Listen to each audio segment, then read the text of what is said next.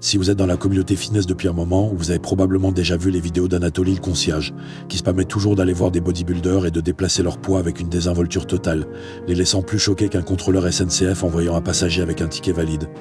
Mais Anatoly n'est pas une vraie personne, si ce n'était pas déjà évident. Anatoly est en réalité un personnage joué par le youtubeur ukrainien Vladimir Shmondenko.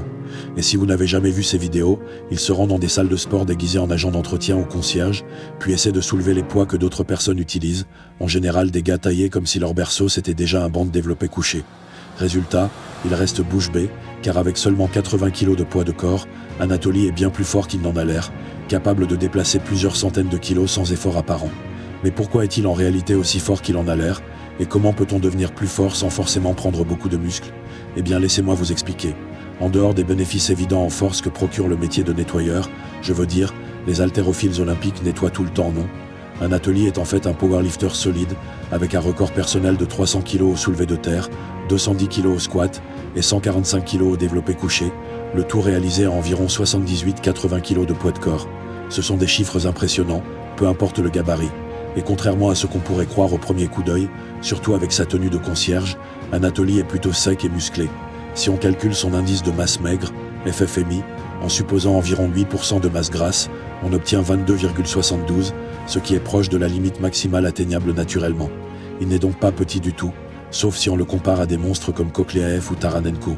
Cela dit, la force musculaire, c'est-à-dire la capacité à produire ou résister à une force, ne dépend pas uniquement de la taille des muscles, même si celle-ci, grâce à l'hypertrophie myofibrillaire et à l'augmentation du nombre de sarcomères dans un muscle, reste le facteur principal.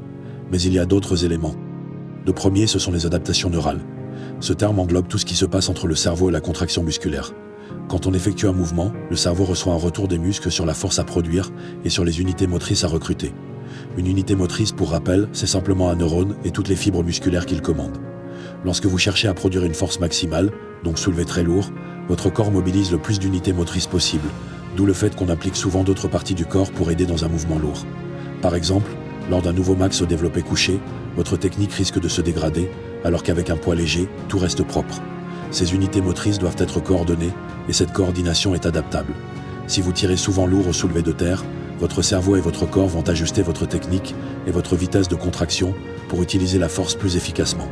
C'est une énorme raison pour laquelle on peut devenir beaucoup plus fort sans forcément gagner de muscles. En clair, Anatoly s'entraîne lourd, depuis longtemps, spécifiquement pour la force, et il a même participé à quelques compétitions de powerlifting. Il est probable que son entraînement consiste surtout en exercices polyarticulaires lourds, loin de l'échec musculaire, ce qui permet de stimuler fortement les adaptations neurales sans donner un gros signal de croissance musculaire. On peut aussi s'entraîner ainsi très fréquemment, car la fatigue par série est moindre. De plus, Anatoly est très fort pour son poids, car il a optimisé sa technique au fil du temps. Un athlète avec une technique adaptée à ses leviers et à ses forces soulèvera toujours plus qu'un autre, à gabarit égal, mais avec une technique médiocre. C'est là qu'intervient le débat sumo versus traditionnel au soulevé de terre. Anatoly tire en sumo, ce qui est plus efficace pour lui, surtout avec des sangles figure 8 et une barre de deadlift, ce qui rend le départ du sol plus facile, souvent la partie la plus difficile du mouvement. Je ne dis pas que le sumo est de la triche, mais un sumo lifter profitera plus d'une barre souple et de sangles qu'un lifter traditionnel. En compétition, la plupart des fédérations utilisent une barre rigide et interdisent les sangles, ce qui rééquilibre les choses, d'où une répartition plus équilibrée entre sumo et traditionnel chez les compétiteurs. Maintenant, la question que tout le monde se pose, pourquoi Anatoly semble parfois tellement fort ? Oui, la plupart de ces vidéos sont des mises en scène, avec des acteurs. Après tout, c'est du divertissement. Ils utilisent aussi souvent des disques en caoutchouc, ce qui peut donner l'impression que la barre est beaucoup plus lourde qu'elle ne l'est vraiment. Pour quelqu'un d'inexpérimenté, ça peut sembler être 260 kg, alors que les disques ne font peut-être que 5, 10 ou 15 kg. Les pratiquants expérimentés voient vite la différence, mais pour le grand public, c'est trompeur.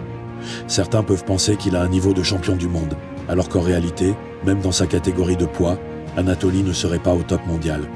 Son total en salle est de 655 kg, alors qu'un athlète comme Russell Horry, dans la catégorie 83 kg, le dépasse de plus de 200 kg, ce qui équivaut à environ 1680 cheeseburgers. Cela dit, Anatoly reste extrêmement fort pour son gabarit. Mon propre max au soulevé de terre est de 120 kg, et je fais le même poids que lui. Après, je m'entraîne pas spécialement pour le deadlift non plus. Donc oui, il est très fort, mais pas au niveau élite mondial. En fin de compte, Anatoly reste une chaîne de prank, à ne pas prendre trop au sérieux. Retenez seulement qu'on peut devenir très fort sans ressembler à Eddie Hall ou Ronnie Coleman. Et cet homme est probablement le youtubeur prank le plus fort du monde, malgré un poids équivalent à la fesse gauche de Brian Shaw. Mais qui sait, peut-être que toi, en regardant ça, si tu t'y mets vraiment à fond, tu pourrais aussi devenir un concierge à l'accent d'Europe de l'Est, qui humilie les habitués de la salle pour le fun. Dites-moi en commentaire vos records personnels et votre poids de corps. Merci d'avoir regardé, et à la prochaine.